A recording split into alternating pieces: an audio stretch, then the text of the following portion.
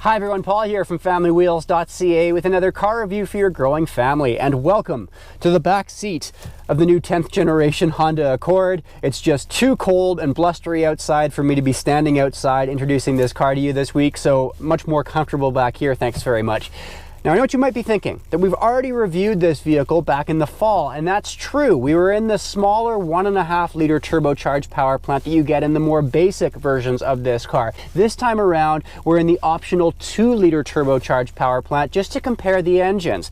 Now just to remind you, it turned me from a serious naysayer of the previous Accord, which I thought was kind of boring and bland, into someone who really loves this latest generation. And I'm not alone on this front either. This car, this past week, won the Canadian Car of the Year at the Toronto Auto Show.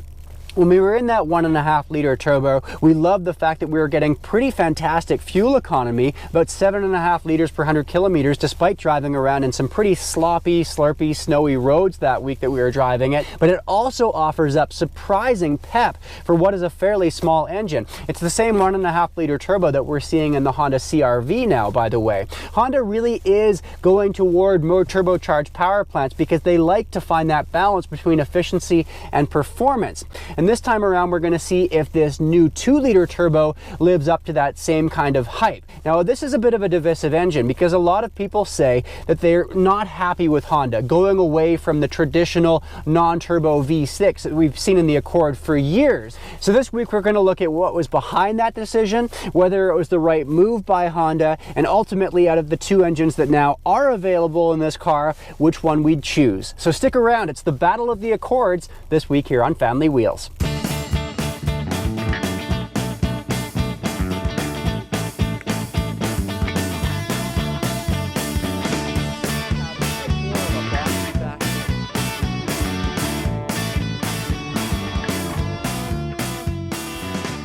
Well, if you're looking for our more typical review with our standardized trunk test and our car seat test and how much room there is in the second row, that kind of thing, make sure to check out our review that we did post in the fall right here, because that's where you'll find all of that kind of info. But just sort of a Cole's notes though, what we really liked about that car, well, fantastic standard equipment is now available for you on this new Accord, giving you a supreme bang for your buck on this car. Now included at the base price, a proximity key, push button start, heated front seats, a 12-way adjustable driver's seat, very usable infotainment system with a nice big clear 7-inch screen.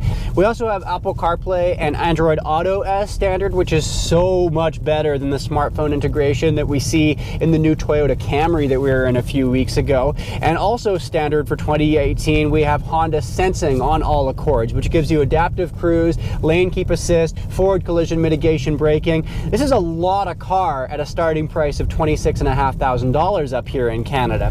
It also looks really good in here. The seats are comfortable, and despite a shorter overall length than its previous generation, you actually have a bit more trunk space and 2 inches more second row legroom, making this one of the roomiest second rows that we've ever tested on the channel, full stop, compared to SUVs, you name it. You add in a top safety pick plus rating from the Insurance Institute for Highway Safety, and this car wins out hands down for me over its biggest competitor, which is that new Toyota Camry. There are a couple of things you can get in the Camry that you can't get in the Accord at all though, a panorama sunroof and a 360-degree parking camera among them. And the first time you go to get into this new Accord, well, you might notice that it sits pretty darn low, and that might not be to everyone's liking for both getting in and out of this car easily and also just for sitting among traffic. Other dislikes, well, there are the 19-inch rims with low-profile tires that you get on the higher trims, like this touring package we're driving around in. They make the ride rougher and louder than I'd like in a car that's more about comfort than blistering performance and really blingy looks. It's also a shame that you can't get all-wheel drive as an option. Based on your comments after my previous Accord video, it seems like many of you feel the same way, and Honda says it all comes down to offering as much car as possible with excellent fuel economy at a competitive price. That's their logic. And of course, if fuel economy is your primary concern, well, you're probably more likely to choose that 1.5 liter turbo that we've already tested. But if more power is what you want, well, that's where this 2 liter turbocharged engine comes into play. It's going to cost you about $3,000 more than its smaller engine sibling, but it puts out 60 more horsepower. In fact, this engine shares a lot of the same DNA as the engine we see in the pretty nutty Honda Civic Type R, believe it or not. It's also got a fair bit more torque than the 1.5 liter at lower RPMs as well. So that means it's going to give you more kick off the line. In fact, this engine offers the most torque of any Accord that's ever been offered, even the V6. Meanwhile, your fuel economy actually doesn't take that much of a jump. Honda's projected combined highway and city rating for the Accord's smaller engine is 7.6 liters per 100 kilometers. Meanwhile, here in the 2 liter, it's 9.1 liters per 100 kilometers.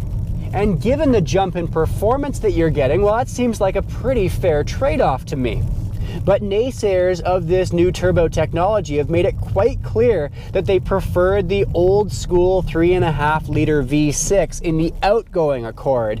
It's a simpler engine, fewer moving parts. It has 26 more horsepower with more reliable fuel economy, because if you put the hammer down in a turbo, it's definitely gonna suck through fuel. Now, meanwhile, Toyota has opted to stick with a more traditional non-turbo V6 in its new generation of the Camry. And I asked Toyota Canada why they haven't gone down the same road as we see from many other competitors, which is to offer up turbocharged power plants. And they sent me along a bit of a statement here, and I'm going to read it to you. I'll pull over and let you know what they had to say. They're saying, quote, "It's true that turbocharged engines are more complex with additional moving parts. Our focus remains reliability as well as low cost of ownership, and we believe that naturally aspirated engines offer the right combination of performance, fuel economy, and longevity. Also, there is nothing like the response of a car with a naturally aspirated V6. The sound and the driving pleasure offered by a V6 are incomparable." Unquote. So it really does seem like these companies are finding their camps, like they've got certain philosophies with where they're going with their engine technology. Now, while I can't comment on the long-term wear on these Honda turbos yet, one thing I can pick up on there is that Honda has designed their new engines in such a way now that you don't need a separate exhaust manifold anymore. So that's going to help simplify things with all those moving parts that we're talking about. So there's less to go wrong. When it comes to performance, well, this new 2 liter engine has more torque than the outgoing V6. It has a much broader power delivery range as well. So there's going to be the power there when you need it pretty much any time, and off-the-line turbo lag is almost entirely unnoticeable. Honda's done an amazing job of that. And unlike many of the other performance-oriented turbocharged cars that are out there, it's been designed to run off of regular unleaded fuel, so there's no need for expensive premium gasoline. And that really does seem to take care of a lot of the concerns that people have with turbos. Now, granted, you're not going to get that satisfying V6 engine note that we were just talking about. But aside from that, I do find this to be an exceedingly satisfying car to drive, along with some pretty impressive fuel economy numbers. Again, this week it's been cold, it's been snowy, not the best conditions to have good fuel economy, yet we've still averaged this week 8.8 liters per 100 kilometers, which is actually below what Honda projects you should see in a combination of city and highway driving. You're gonna get good fuel economy and good performance out of this car, provided you don't drive it like you're auditioning for the next big role on the Fast and the Furious. Now, another reason why you might opt for the 2 liter Accord over the smaller engine is the transmission. While I really liked the continuously variable transmission that was offered with the 1.5 liter Accord that we were testing, there are a lot of people who have sworn off of CVTs. They refuse to own a car with one because they say that they surge and they roar and they soak up available power. And that's true. Some CVTs are brutal, but we found that the one in the Accord was actually really quite excellent. But if you're still just not going there, well, here in the 2 liter Accord, they ditched the CVT and instead put in a 10-speed automatic transmission.